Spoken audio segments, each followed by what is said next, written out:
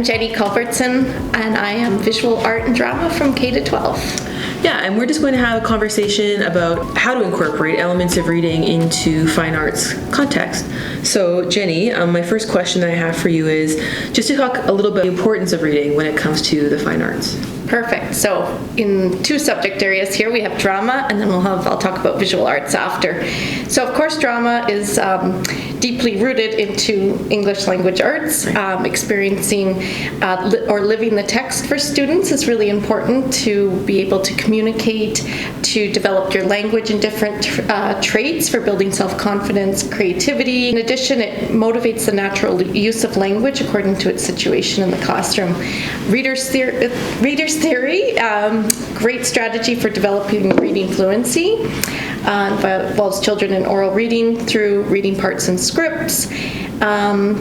A lot of this time with Reader's Theatre, it's really great because students don't need to memorize their part. They reread it several times, thus developing their fluency skills. Yeah, that's actually like a great technique when it comes to developing fluency, and I think it's something that, especially in drama, the welcome practice makes it easier to kind of incorporate. Where in a class context, like a core class context, I think people are like, we did it once, now it's over. Exactly. They live that text, right? So then they develop better comprehension and retention to their... It's actually hugely helpful too, because I think that like a drama teacher has like curricular license to encourage students to like use expression and to be able to correct expression when the kids are doing it, where in a science classroom, in a math, social, even English classroom, that doesn't happen so much. Like again, maybe there's just not the space for it, but I think that there's more space for it in... Yeah, definitely a beautiful integration between the drama class and your English language arts program. Visual art, another part of understanding communicating. With visual art, visual literacy is very important, really valuable skill in the visual world. We can learn how to read art. We discover, we observe, we question works of art. We incorporate that into literacy curriculum. A lot of artist statements we discuss, then we look at vocabulary. We write quite a bit in the art room as well. Really? So lots of correlations and lots of vocabulary is very important. English language learners benefit from analyzing artwork, discussing more complex ideas through visual language. Art's a universal language as well, so all languages can participate in viewing and responding in different levels of their language abilities as well. We look at close examinations of art, looking like as a close reading. We look at composition, technique, inferring. A painting, it's similar to analyzing text. Sure, yeah. I mean, do you think that teachers could use kind of like guidance on how to teach those things? Like, I know as an LA teacher, I'm used to teaching visual techniques like how to read a photograph or how to read a still image from a movie. But does the same thing apply to paintings? It does. Because I've taught English language arts and visual art, it was really great because you can have some mini lessons about how to write exit slips, artist statements, art literacy, bring in picture art books from the libraries, or sequence writing. First, next, then finally for your steps in your art room as well. Having those visuals up in your classroom. Yeah, and providing visual art teachers with vocabulary prompts, how to do a word wall in your classroom. Sentence starters for artwork are perfect. I used a lot of language art sentence starters in the art room of how to talk about your artwork. One thing that when I think of like a drama classroom or a visual arts classroom, like what is it? Is it art? Is it just called art? Art. Is how different they look from a core classroom. Personally, I feel like every class should be taught like an art class or a music class or a CTS class, just because it's hands-on and engaging and so much more immediately transformative for a kid. But when it comes to reading specifically, right, the act of text on paper, I imagine that those things kind of get in the way.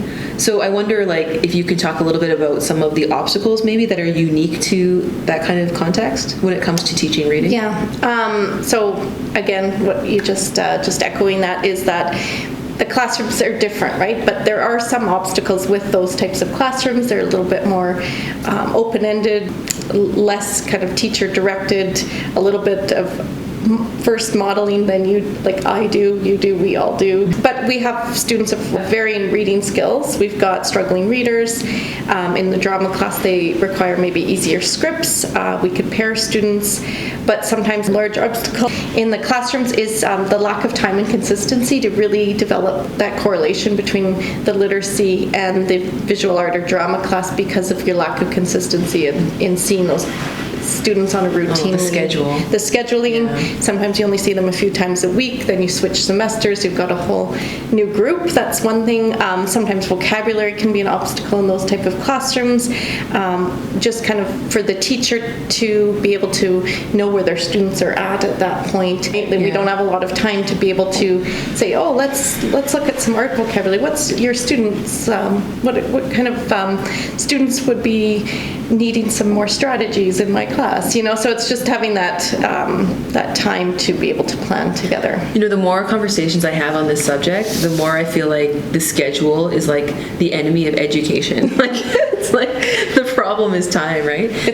How we approach it. Yeah, in short periods of time, classroom management in big settings. We have sometimes our options classes can be very large groups of students, right. Limited kind of engagement sometimes with trying to meet the needs of all your students all at the same time.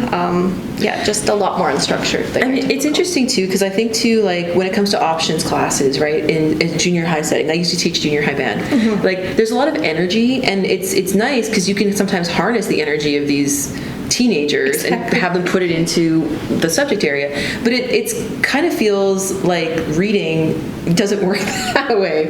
It's energy kind of directed a different way, right? Even just physically, it's like a more sedate kind of activity. It's individual, it's less communal. Exactly, and taking that time to kind of plan out, and maybe it could pair some students, maybe it could have some small group. Right. When I had a large art room, sometimes what I do is almost like my literacy centers. I had centers for the students, so I could work with small group and do technique work. Some groups were doing sketchbooks, some groups were doing kind of a teaching artistic behavior concept, and some were finishing a project, and then I'd rotate them, so I got to meet with small groups so that I'd have that time to work individually, and then I could look at, what skills could I help them with, what reflections, how could I pair them a little bit, kind of looking at what their needs are in the classroom as well. So not every student has to be doing the same thing. Not all the time. Depends. Direct technique or teaching, sometimes with a large group, you have a lot of just large space management, classroom management, and what I found is just really modeling and showing what kind of the expectations were, and then I got to really work hands-on with 5 students, move 5 students, and then the assessment piece was really great at that point because you could have some really great conversations about their work.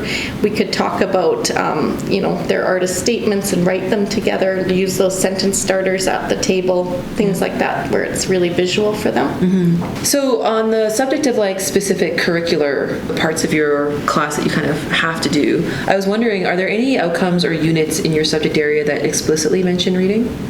Well, drama is perfect for this beautiful combination of literature, literacy, and drama. We have 5 disciplines in drama. We have communication that communicate movement, speech, improv, acting, enhance disciplines that enhance communication, such as theater studies and technical theater. Most of those all have some reading literacy involved, and just naturally woven into that part of, especially the movement, speech, improv, acting involves reading in all of those areas. In art, we've got a variety of tools and materials and media used in junior high program, but what I really think for this with involved reading would be the ways that they can express their feelings, think artistically. Drawing, creating, articulating, and evaluating is a big one for learning basic vocabulary, art criticism, and descriptions of their work, and tying that all in, and rereading that piece and polishing it for an artist statement for an event. Say we have to reread, we have to maybe read it, peer editing. We do that a lot in the art room as well, because I need to pair some students up. Can you reread their artist statement, see if it kind of matches what they're thinking about their artwork. Yeah. Really kind of getting students to kind of think deeper about their artwork and using those vocabulary words. One thing that came up with social studies was the idea that there are a lot of opportunities to bring in resources to the classroom, but a challenge is that those resources are rarely geared for a 13-year-old, right? Like they're written for like academic artists or whatever. Yeah. So yeah, like how would you kind of suggest navigating that as a teacher? Yeah, that's something that I've worked with quite a bit, is that it's at too high of a level. I mean, art is such a big, how do you bring it down and just like focus on what you want to for that? Focus, say, on the elements of art, so line, and just really focus on the vocabulary of line, what they're looking for, and creating the lesson based on that. Another way to really look at art too is I used to use a lot of video art tours like at the Louvre, and really have students do scavenger hunts and looking for vocabulary. So an art vocabulary search throughout the art room, or else you can do it online with students. Teaching the vocabulary first, creating images and word walls together as a group is really important too. So we've done a lot of that. So it's all over the walls in the art room. Using picture books too, and using visuals that, I mean, we can use picture books all the time and at different levels, right? So I used to use a lot of picture books with students, just trying to vary all their reading levels and their understanding, their comprehension into one big group of a classroom. Yeah, but I mean, I guess it's like, as long as they're being exposed to like written language, that is going to help their reading. Of course. Right? So kind of any opportunity to do that. And then, if you have something that's too like advanced or large, it's just zeroing in on the one thing they need. Yeah, and even showing them, I guess, like how to do that. Like I think it's okay in that situation to say to a student, like, this huge book, we're not going to use the whole thing. Like, just zero in on, use a heading, use the table of contents or the index at the back to tell you just which page of this giant resource do you need. That's a reading strategy that would apply there. Glossary for sure. Who among us has read a full book in the last 10 years, right? Like, it's very, I always have many conversations with teachers on how do we narrow it down to exactly what are your learning goals for that lesson, and how can you bring the vocabulary in, do a modeled lesson. We also do warm-ups, and we talk about vocabulary in a warm-up. It's a practice as well, so we need to warm up before we just go and do an art assignment or activity. We have to show as well, like artist statements. We write one together. We choose a piece of artwork that's not a student in the classroom, something online, so it's no one's artwork, and we critique it, and we write an artist statement. I provide vocabulary. I actually have a guided assignment where we do specific steps to writing an artist statement, and then we write one together, and then it's kind of modeled, and then the students know how to. If I think another obstacle in the art room that I've found is that if we just say, here, write an artist statement, or here, paint this painting, or use this script, go and act, right? So I think it's very much, we have to take it apart and really narrow it down for our students of what do we need them to know, what's our learning outcome for that piece. How are we going to break it down into I think that's what it is about, like those kinds of subjects that I like, not envy, but kind of envy so much, is because the focus is so explicitly on the process. Repetition just follows, right? And then what's like the huge upside to that is a student can see their own progress themselves. They look back and be like, oh, at first I was bad at this or new or whatever to it. Now I developed a skill. I love that. And I love just having them experiment with, like, say, technique, and having them say, and just say, you know what, this is just practice right now. We're just practicing. Don't worry about, it's a little bit more unstructured, right? But just having them do the practice, and then they can show that whole natural development of their piece. Yeah, and I guess like the thing about like how this relates to reading screeners or this whole project is like for all teachers to kind of see reading as a skill in that same way, right? Exactly. To say, like, you know, regardless of the context, English class, science class, drama class, right? You'll be better at reading in December than you were in September. Yeah. Not by accident, but because we're going to practice reading these things and, you know, looking for parts that are important or whatever it is, right? I think reading aloud is huge and hugely accessible in your Oh, for sure. area. Yeah, visuals and theater, oral reading skills, fluency, repeated reading, very important. It's just proven to help students' fluency, Yeah. especially drama. So are there any things that you would kind of recommend or advise, like letting go of or moving on from? Like if the focus, not like the focus is suddenly on reading. I think that in a school the focus has always been on teaching kids to Yeah, read of course. in one capacity or another. But like, I guess to make room for that, what would you... I think providing teacher support with how to activate, background knowledge, questioning, analyzing, text structure, visualization within the visual art and drama classroom.